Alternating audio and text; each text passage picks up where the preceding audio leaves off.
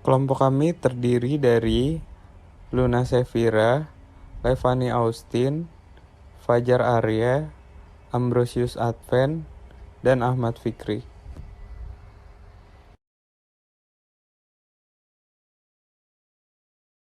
Perbedaan metode tradisional dengan metode agile. Metode tradisional biasanya desain di depan, lingkup yang tetap, secepat mungkin harus menentukan keputusan, ketidakpastian yang rendah, menghindari perubahan, interaksi pada pelanggan yang rendah, dan tim proyek konvensional.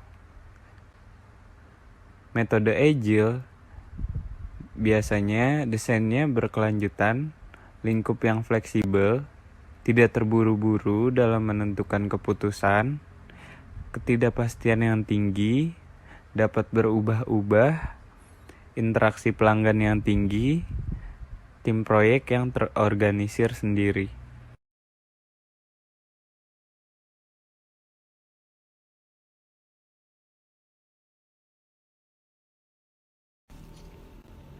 Project Planning in Agile Methodology. Dalam manajemen proyek dan pengembangan perangkat lunak, dirancang untuk siap menghadapi perubahan. Manajemen proyek Agile mengacu pada pendekatan berulang untuk merencanakan dan memandu proses proyek. Sama seperti dalam pengembangan perangkat lunak Agile, proyek Agile diselesaikan dalam bagian-bagian kecil. Bagian ini disebut iterasi. Dalam pengembangan perangkat lunak Agile, misalnya sebuah iterasi mengacu pada satu siklus pengembangan. Keuntungan manajemen proyek Agile adalah pengelolaan proyek dan perencanaan proyek yang lebih fleksibel dibandingkan metode praktik manajemen proyek yang dianggap lebih tradisional. Di bidang manajemen proyek, Agile memberikan banyak manfaat khusus proyek kepada tim proyek, sponsor, pemimpin proyek, dan pelanggan, termasuk penyeberangan solusi yang lebih cepat, mengurangi limbah melalui minimalisasi sumber daya, peningkatan fleksibilitas dan kemampuan beradaptasi untuk berubah, peningkatan kesuksesan melalui upaya yang lebih terfokus, waktu pengerjaan lebih cepat, deteksi masalah dan cacat lebih cepat, proses pengembangan yang dioptimalkan kerangka bobot lebih ringan, kontrol proyek optimal, meningkatkan fokus pada kebutuhan pelanggan tertentu, peningkatan frekuensi, kolaborasi, dan umpan balik.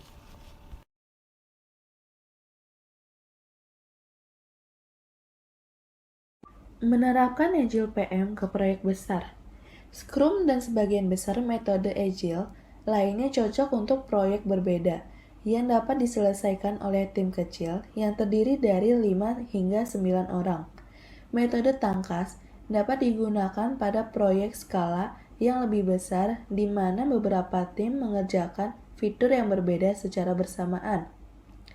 Dalam prakteknya, kondisi ini disebut penskalaan. Tantangan utama dengan penskalaan adalah integrasi memastikan bahwa filter yang dibuat bekerja sama selaras satu sama lain. Tidak ada solusi mudah untuk tantangan integrasi perencanaan awal yang signifikan.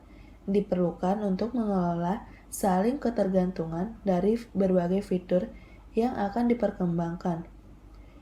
Ini disebut pementasan dan sering menjadi subjek dari iterasi pengembangan pertama. Di sini protokol dan peran untuk mengordinasikan upaya dan memastikan kompatibilitas ditetapkan.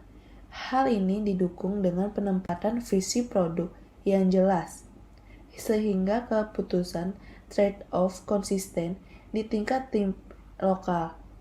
Pendukung Agile merekomendasikan untuk membuat struktur hubungan dengan peran dan tanggung jawab yang tumpang tindih untuk mengelola proyek besar. Ada beberapa tim pengembangan fitur, sebuah integrasi terpisah, dan membangun tim dibentuk yang terdiri dari anggota paruh waktu dari masing-masing tim fitur. Tim ini menangani masalah integrasi yang sulit melalui pengujian dan penempatan persyaratan untuk tim fitur. Untuk mengkoordinasikan struktur multi-tim, tim proyek pusat dibuat yang terdiri dari manajer proyek tingkat yang lebih tinggi, manajer produk yang mewakili kepentingan pelanggan, dan manajer proyek.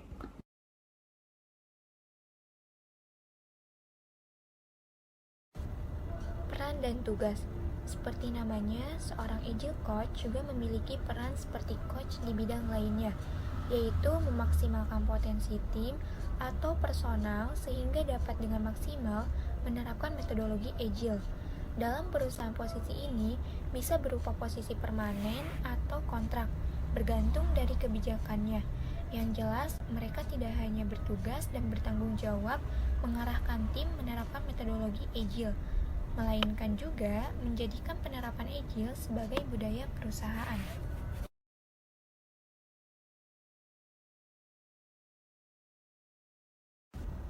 Keterbatasan dan kekhawatiran. Agile membutuhkan keterlibatan pelanggan yang aktif. Keterlibatan datang dalam berbagai bentuk, menunjuk orang internal untuk bertindak sebagai pemilik produk untuk mewakili kepentingan pelanggan relatif mudah. Meminta partisipasi aktif dari pelanggan eksternal bisa lebih bermasalah. Meskipun ada bukti yang konsisten bahwa partisipasi pelanggan meningkatkan keberhasilan proyek, tidak semua pelanggan ingin terlibat secara aktif. Banyak yang terlalu sibuk, yang lain percaya bahwa mereka menyewa tim proyek sehingga mereka tidak perlu terlibat. Mengamankan kerjasama pelanggan untuk mencurahkan waktu yang diperlukan untuk mendukung Agile PM adalah sumber kegagalan yang umum di lapangan. Kerangka kerja Agile PM seperti Scrum digunakan secara eksklusif untuk menyelesaikan proyek pengembangan perangkat lunak dari awal hingga akhir. Perusahaan lain menggunakan Agile PM hanya selama fase eksplorasi awal suatu proyek. Agile PM digunakan untuk mengembangkan teknologi terobosan penting atau menentukan fitur penting. Setelah fitur dan teknologi diketahui, maka manajemen proyek tradisional diterapkan untuk menyelesaikan proyek.